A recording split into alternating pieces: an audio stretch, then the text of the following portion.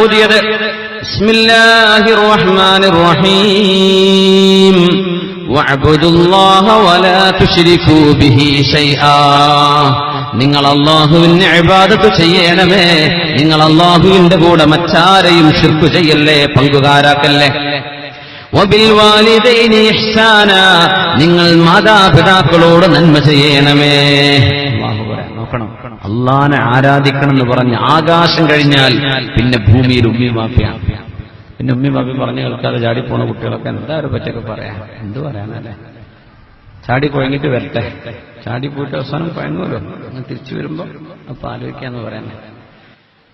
വബിൽ വാലിദൈനി ഇഹ്സാന, സ്വന്തം മാതാപിതാക്കളോട് നന്മ ചെയ്യണമേ, അവരുടെ മനസ്സ് വേദനിപ്പിക്കല്ലേ, അവരെ വിഷമിപ്പിക്കരുതേ. വബിദിൽ ഖുർബാ, നിങ്ങളുടെ ബന്ധുക്കൾക്കും നിങ്ങൾ നന്മ ചെയ്യണേ. ബന്ധുക്കള് അലാപ്പയും മുത്തമ്മയും അമ്മായിയും അമ്മാവനും ഇവരൊക്കെ നോക്കണം എന്ന് അല്ലാഹു പറയാണ്. നിങ്ങളുടെ ബന്ധുക്കളെയും നിങ്ങൾ നോക്കണം, കൊണ്ട് കഴിയുമെങ്കിൽ. പിന്നെ പറഞ്ഞു വൽ യതാമ, ഒരുപാട് യതീമുകൾ ഉണ്ടായിരിക്കും, സ്വന്തം വാപ്പ മരിച്ചുപോയ മക്കൾ, അവർക്ക് നിങ്ങൾ വാപ്പമാരായി നിന്ന് കൊടുക്കണേ. ആ മക്കൾക്ക് ഒരു വാപ്പ നഷ്ടപ്പെട്ടാലും ഒരുപാട് വാപ്പമാർ ഈ ഉമ്മത്തിൽ നിന്ന് കിട്ടണം. അതുകൊണ്ട് യതീമക്കളെ നിങ്ങൾ നോക്കേണമേ. അല്ലാഹുവിനോട് ഇബാദത്ത് ചെയ്യാ, മാതാപിതാക്കള്, ബന്ധുക്കള്, യതീമുകൾ. വൽ മസാകീൻ, പാവപ്പെട്ട മിസ്കീന്മാർ, കയ്യിൽ പൈസ ഇല്ലാത്തവര്. വൽ മസാകീൻ, മിസ്കീന്മാരെ നോക്കേണമേ. വൽ ജാരി ദിൽ ഖുർബാ, നിങ്ങളുടെ ബന്ധുക്കളായ അയൽവാസികളെയും നിങ്ങൾ പരിഗണിക്കണം, അവർക്ക് നന്മ ചെയ്യണം. ബന്ധുക്കൾ അയൽപക്കത്തുണ്ടെങ്കിൽ. വൽ ജാരിൽ ജുനുബ്, വിദേശിയായ അജ്നബിയായ ഒരു അയൽവാസിയാണ്, ബന്ധു ഒന്നുമല്ല, ഏതോ ആളാണ്. ആ അയൽവാസിയോടും നിങ്ങൾ നന്മ ചെയ്യണമേ. സ്വന്തം അയൽപക്കത്തുള്ള ആളെ മുസ്ലിം നോക്കണം. അങ്ങനെ വന്നാൽ ലോകത്ത് ഒരു ചാരിറ്റി സംഘടനകൾക്കും ഒരു ബുദ്ധിമുട്ടുമില്ല. എല്ലാവരും അവനവന്റെ അയൽവാസികളെ നോക്കുന്നു. എന്തൊരു റാഹത്തായിരിക്കും.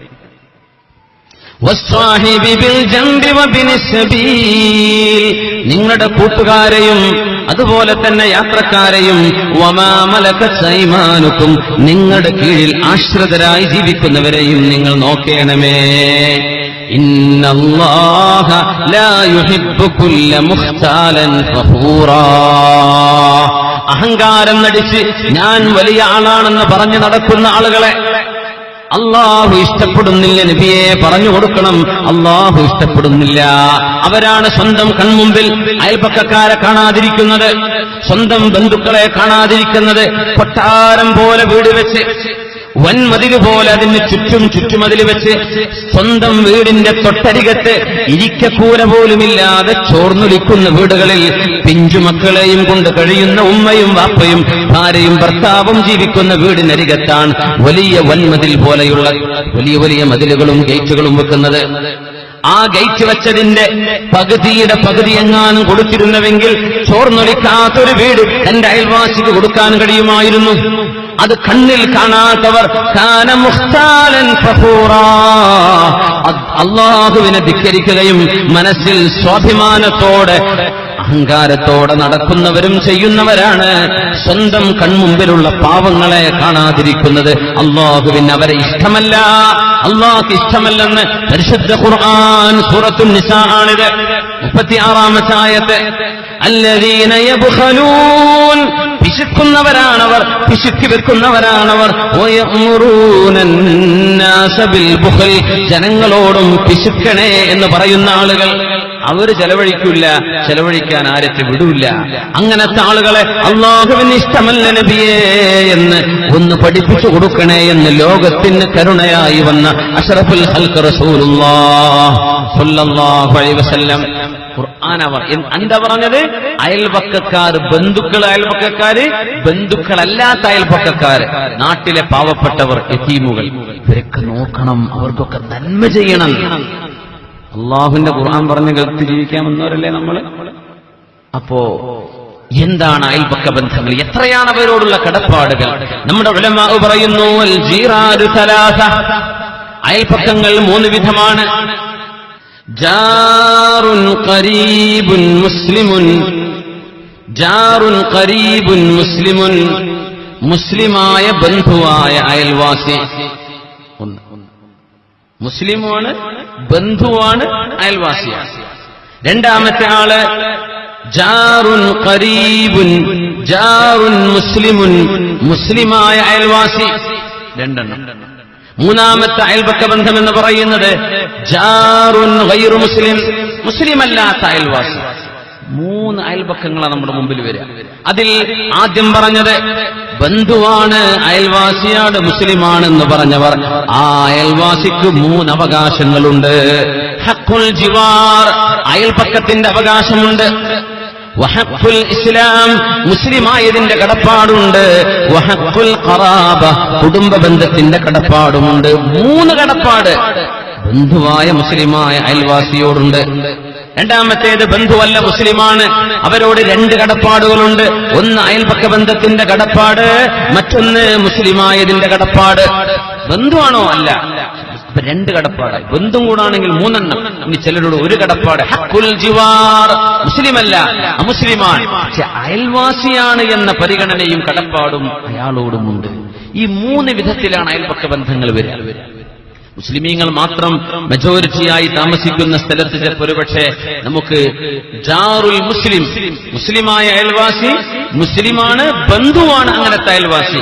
ഈ 2 ബന്ധങ്ങൾ അധികം വരും. അമുസ്ലിമീങ്ങൾ അരികത്ത് താമസിക്കുകയാണെങ്കിൽ അപ്പറഞ്ഞ ബന്ധുവുമായി.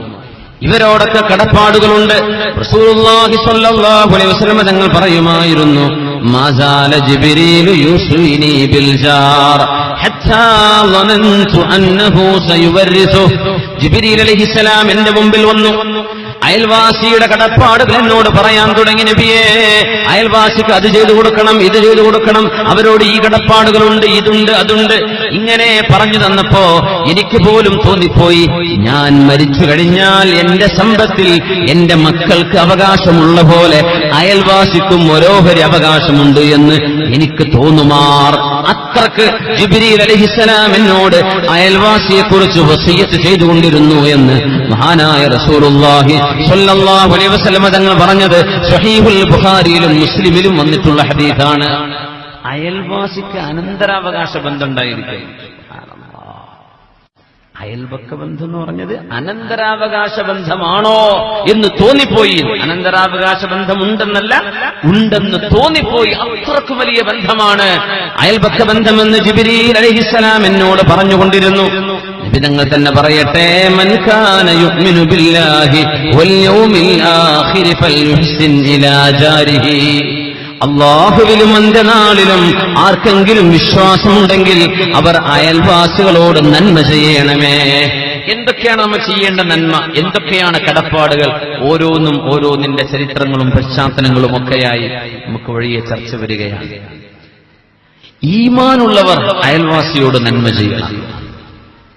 അപ്പൊ ഈ അയൽവാസിയോട് നന്മ ചെയ്യാത്തവരാണെങ്കിലോ അല്ലാഹുവിലും അന്ത്യനാളിലും അവർക്ക് വിശ്വാസമില്ല. വിശ്വാസമില്ല എന്ന് പറഞ്ഞാൽ കഴിഞ്ഞില്ലേ, അടിത്തറ ഇളകിപ്പോയി. അല്ലാഹു കാത്തുരക്ഷിക്കട്ടെ. ഒരു അയൽവാസിയുടെ ദുൽമ കൊണ്ടൊക്കെ വീട് വിറ്റ് പോകേണ്ടി വരിക എന്നൊക്കെ പറഞ്ഞാൽ, ആരുടെ ദുൽമ പേടിച്ചിട്ടാണോ ഈ വീട് ഒഴിവാക്കി പോകുന്നത്, ആ മനുഷ്യന് ഈമാൻ എന്ന് പറഞ്ഞ സംഗതി ഇല്ല എന്നതിനർത്ഥം. അല്ലാഹു കാത്തുരക്ഷിക്കട്ടെ റബ്ബേ. മുത്തനബി തങ്ങൾ ആ ഹദീസിന്റെ ബാക്കിയാണ് പറഞ്ഞത്, വമൻ കാന യുഅ്മിനു ബില്ലാഹി വൽ യൗമിൽ ആഖിർ ഫൽയുക്രിം ദൈഫഹു. ആരെങ്കിലും അല്ലാഹുവിലും അന്ത്യനാളിലും വിശ്വാസമുണ്ടെങ്കിൽ അവരുടെ അതിഥികളെ നന്നായി ബഹുമാനിക്കണം. അതിഥികളെ ബഹുമാനിക്കുക എന്ന് പറഞ്ഞ കൂലി മാഷാ അല്ലാഹ് അത് നിങ്ങൾ കൊണ്ടുപോയി. ഇനി ബാക്കിയുള്ളതും കൂടെ അല്ലാഹു നിങ്ങൾക്ക് തരട്ടെ. ആമീൻ യാ റബ്ബൽ ആലമീൻ. അയൽവാസികളോടുകൂടുള്ള ബന്ധങ്ങളൊക്കെ ഒന്ന് നന്നാക്കി. മൂന്നാമതൊരു കാര്യം കൂടെ തങ്ങൾ പറഞ്ഞു, മൻ കാന യുഅ്മിനു ബില്ലാഹി വൽ യൗമിൽ ആഖിർ. അന്ത്യനാളിലും അല്ലാഹുവിലും വിശ്വാസമുള്ള ആളുകൾ ഫൽയഖുൽ ഖൈറൻ ഔ ലിയസ്മുസ്. നല്ലതേ പറയാവൂ. അല്ലാഹുവിലും അന്ത്യനാളിലും വിശ്വാസമുള്ളവർ നന്മയെ പറയാവൂ, അല്ലെങ്കിൽ മിണ്ടാതിരിക്കണം. നല്ലതേ പറയാവൂ, അല്ലെങ്കിൽ മിണ്ടരുത്. മിണ്ടാതിരുന്നാ മതി. അത് ഈമാനിന്റെ അടയാളമാണ്. നല്ലത് പറയാം, അല്ലെങ്കിൽ മിണ്ടണ്ട. എന്റെ മിണ്ടാഞ്ഞ നേരം ചോദിക്കൂലല്ലോ, മിണ്ടിയതിനെ കുറിച്ചല്ലേ പ്രശ്നം വരിക. അവൾ അത് പറഞ്ഞു, ആ ഇത്ത ഇത് പറഞ്ഞു, മറ്റേ മൂത്തമ്മ അങ്ങനെ പറഞ്ഞു, അമ്മായി ഇത് പറഞ്ഞു. അമ്മായിയും മൂത്തമ്മയും പെങ്ങളൊക്കെ മിണ്ടാതിരുന്ന ഒരു പ്രശ്നമില്ലല്ലോ. ഫല്യഖുൽ ഖൈറൻ ഔ ലിയസ്മുത്, നന്മ പറയാ ഇല്ലെങ്കിൽ മിണ്ടാതിരിക്കുക, അത് ഈമാനിന്റെ അടയാളമാണ്. അതുകൊണ്ട് നബി തങ്ങൾ പറഞ്ഞതിലുണ്ട് ഫൽയുഹ്സിൻ ഇലാ ജാരിഹി, അയൽവാസിയോട് നന്മ ചെയ്യണേ എന്ന് റസൂലുള്ളാഹി സ്വല്ലല്ലാഹു അലൈഹി വസല്ലം. സല്ലു അലൻ നബി മുഹമ്മദിൻ വആലി. اللهم صل على سيدنا محمد وعلى آل سيدنا محمد وبارك وسلم عليه. اللهم صل على سيدنا محمد وعلى آل سيدنا محمد